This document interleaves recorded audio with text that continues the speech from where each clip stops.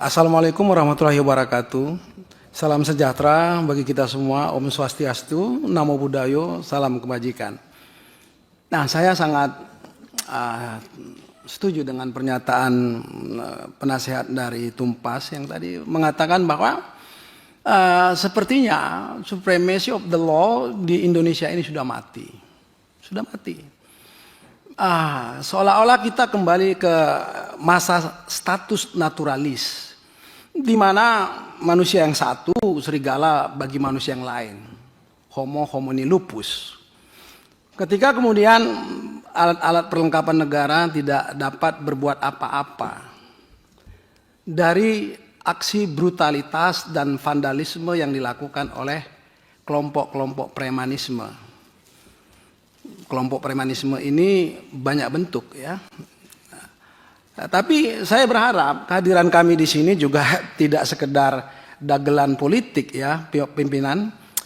Saya berharap juga bahwa kehadiran kami ini bukan semacam pentas aksi kebohongan yang kita membiarkan kemudian negara ini berubah dari negara hukum, Rechtsstaat, menjadi negara para mafia. Ya, saudara, Pak Pimpinan. Saya terus terang saja, sama seperti Pak Saur, saya aktivis 98 juga. Teman-teman kita semua itu, saya banyak mengkritisi soal kebijakan atau political will, public policy pemerintah. Dan saya tahu persis kinerja DPR itu seperti apa. Karena mahasiswa di sini yang bekerja di sini banyak sekali mahasiswa saya. Ya, itu perlu saya inikan. Nah, saya tadi pagi sebelum kemari cepat-cepat membuat suatu tulisan apa yang harus saya sampaikan. Supaya tidak terkesan ini asumsi, saya membuat suatu ringkasan sedikit mengenai negara tidak boleh kalah dengan preman. Dan ini yang kami ungkapkan kemarin pada waktu pertemuan di Mabes Polri. Nah, aksi premanisme sudah menjadi momok yang sangat menakutkan bagi seluruh kalangan masyarakat. Itu kita harus sepakat. Aksi premanisme tidak hanya sekedar merusak, memporak-porandakan tatanan kehidupan masyarakat yang ajak, aman dan damai, tetapi juga telah mendistorsi semangat penegakan hukum dan upaya pemerintah menggairahkan semangat investor dalam rangka membangun perekonomian Indonesia yang saat ini sedang mengalami krisis. Harus kita akui, perekonomian kita sekarang sedang morat-marit, pengangguran sudah semakin membengkak, dan kita tidak boleh seolah-olah tidak tahu. Mungkin kita sedang duduk di kursi empuk, tapi jangan salah, kursi empuk itu dapat membuat kita menjadi masuk jurang yang sangat dalam ketika kita tidak mau peduli terhadap nasib rakyat.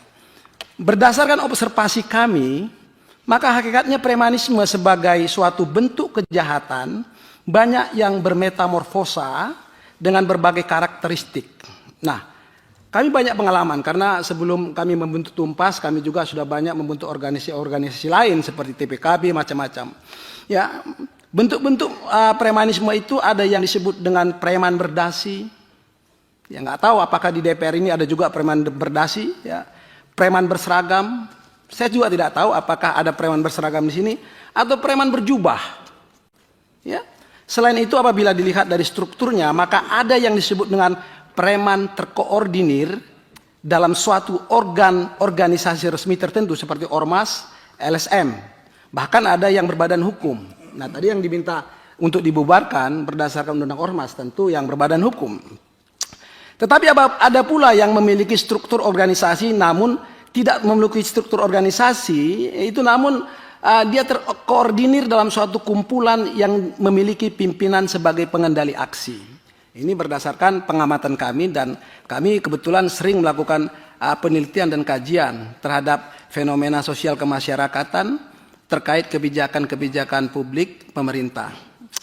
Dalam kenyataannya, aksi premanisme tidak sekedar menjadi hantu dan momok yang sangat menakutkan bagi masyarakat.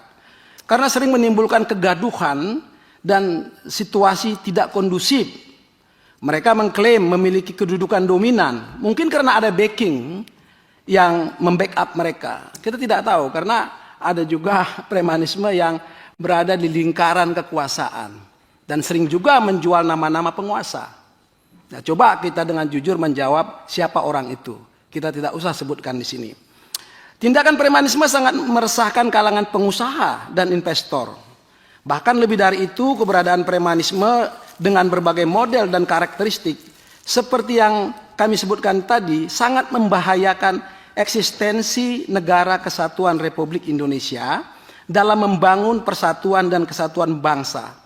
Oleh karena aksi premanisme tersebut berpotensi dapat menjadi pemantik disintegrasi bangsa.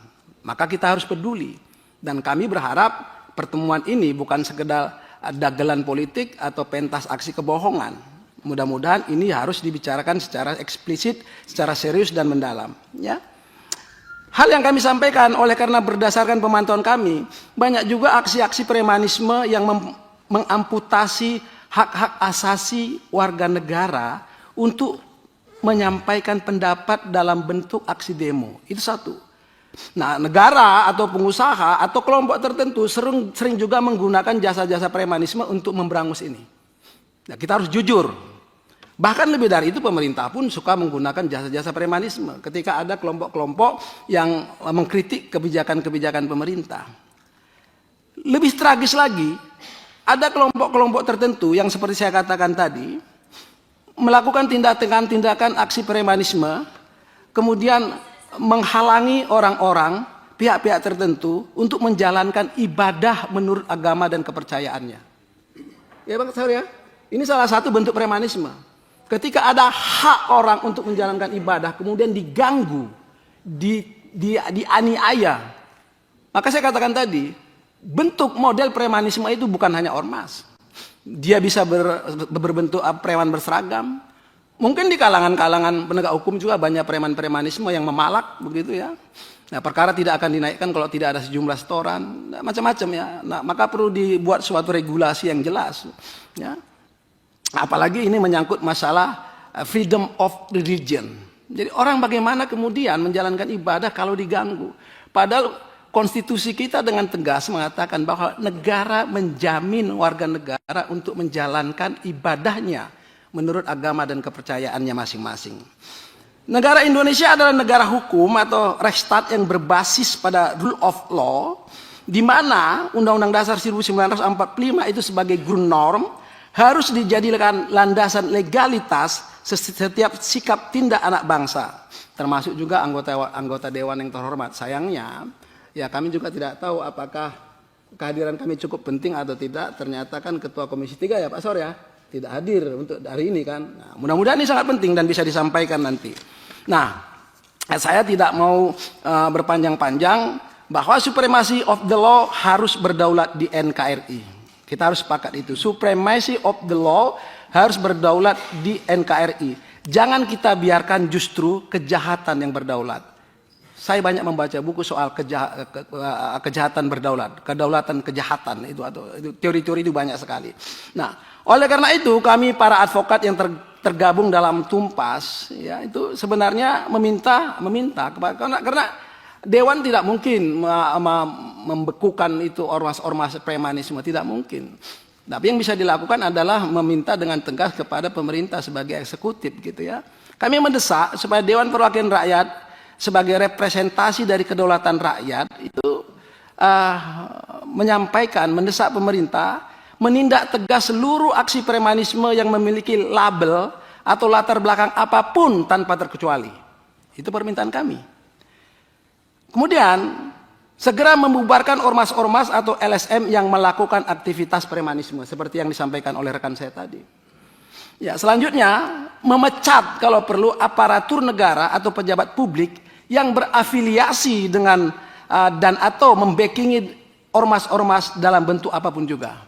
Nah, ini banyak sekali memang aparatur-aparatur negara ya baik di tingkat penegakan hukum itu yang menjadi backing atau membackup ormas-ormas tertentu, karena seperti yang saya katakan tadi, ormas ini adalah seperti peluru kendali yang setiap saat dapat digunakan untuk memberangus pihak-pihak tertentu.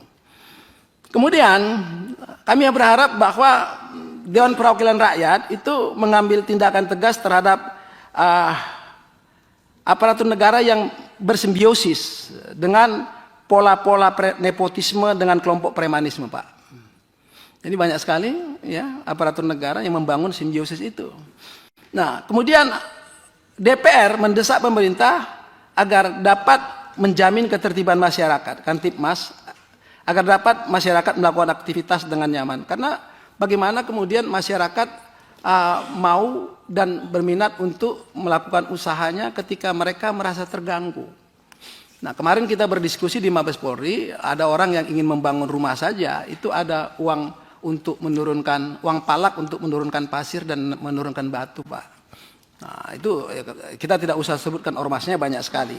Kemudian kami mendesak juga supaya Dewan Perwakilan Rakyat ini itu melakukan penegakan hukum secara tegas dan secara tegas di lingkungan birokrasinya sendiri sebagai bentuk tanggung jawab public accountability. Nah, karena saudara-saudara yang perlu kita ketahui di sini, saya berapa kali memasukkan surat kemari untuk meminta RDP, tapi tidak tidak diberikan tanggapan. Oleh karena itu kita melihat bahwa apakah benar reformasi birokrasi itu sudah berjalan? Apakah benar Dewan Perwakilan Rakyat ini benar-benar representasi dari rakyat yang menyerahkan kedaulatannya untuk boleh duduk di lembaga ini? Nah, kita jangan sampai nanti terjadi peristiwa-peristiwa yang kita tidak inginkan terjadi kembali, karena ketika rakyat frustasi, maka jalan pintas untuk mengobati rasa frustasi itu adalah aksi demo yang luar biasa besarnya. Karena saya tahu persis, saya berangkat dan lahir dari reformasi. Saya tahu persis semua itu. Nah, kondisi sekarang di masyarakat kita harus pahami. Kita tidak boleh duduk enak-enak di sini, lantas tidak pernah mau peduli apa yang terjadi di luar sana. Apa yang dialami oleh masyarakat ketika mereka kehilangan pekerjaan? Apa yang dialami oleh pengusaha-pengusaha ketika mereka tidak lagi mampu berusaha? Apa yang dirasakan oleh masyarakat ketika mereka diteror oleh aksi-aksi premanisme? Ini menjadi persoalan kita bersama ketika kita mengatakan bahwa kita sepakat bahwa para pendiri bangsa kita ini sudah menentukan tanggung jawab kita, tanggung jawab negara, tanggung jawab anggota-anggota dewan. Bahwa negara harus menjamin, memastikan ada jaminan bahwa negara itu memberikan perlindungan terhadap warga negara. Itu dijamin dalam alinea keempat pembukaan Undang Dasar 1945. Demikian dari saya serahkan kepada pimpinan kami.